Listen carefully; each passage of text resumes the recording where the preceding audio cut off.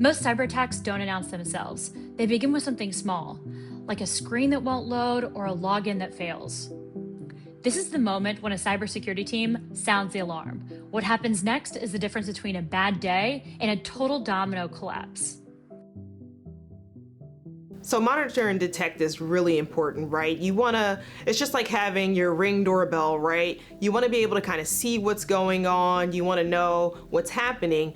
But the thing about it is we don't want to always be so reactive. We don't want to have a thing happen and now that's how we know it works. You want to baseline a standardized way of understanding what the environment, what the current cyber landscape looks like for your organization. And so when those strange things happen, you can kind of sound the alarm. Detection isn't about panic, it's about patterns.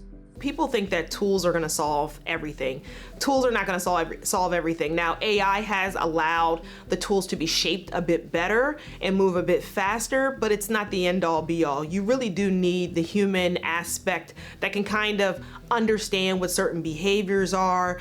And so I think one of the things that surprises me is that people really believe that tools will solve all things, and you still need that human element to really ensure that this does make sense, this does not make sense. You have to do all those things to make sure that you are securing yourself as much as possible. And so I think there's a little bit of ownership on the companies, the software companies, but there's also some ownership on the actual user, making sure they're changing their passwords, making sure they're having those multi-step verification processes that are, I know, annoying, because when you want to, buy something or do something, you want to be able to do it right then, but you want to have those steps in place so that it keeps the bad guy, per se, or bad gal away from wanting to come and try to infiltrate your network. Escalation really means, who do I need to tell and what do I need to think about doing so we can actually fix what's wrong. The planning process where you develop a cyber incident response plan,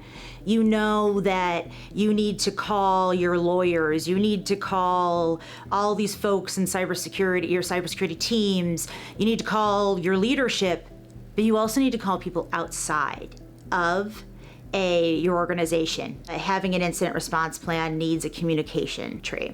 You need to know who you're going to talk to first. You might not be able to access your networks.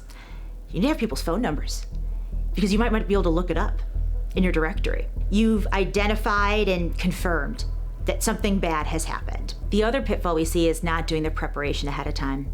They only thought about the escalation within their cybersecurity team.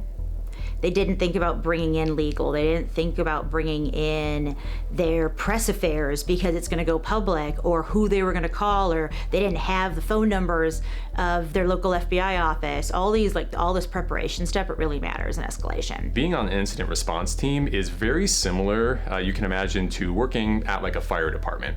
You practice, you know where all your tools are, you're able to jump up and get ready and go at a moment's notice. And when something like ransomware hits, that's your time to shine. You have to immediately spring into action to help contain the damage and reduce impact for your organization, while also simultaneously trying to figure out what happened, how it happened, how bad it's gotten, where it's going to go if you don't jump in the way, and basically decide how are you going to prioritize all of these parallel actions that have to happen at the same time. In forensic analysis, the work is about understanding how the attackers got in, what they did once inside, and making sure they're truly gone. They've sometimes been in the environment days, weeks, even months in advance. So we have to make sure that we eradicate any of those levels of persistence and make sure that ultimately the integrity is good. So sometimes it is a matter of restoring from backups. One of our biggest allies is, of course, the forensic team and the forensic analysis that's done with making sure that we obtain and preserve the forensic evidence. So using triage collections, as well as full forensic images of some of that. You're really working with the client side by side, because this is a lot of times the most traumatic experience that they've actually gone through and experienced. This is where the incident response team has to get involved. And if you are on an incident response team, which I think is the most interesting and fun and maybe intense job in cybersecurity, this is your wheelhouse, right? This is the day you practice for.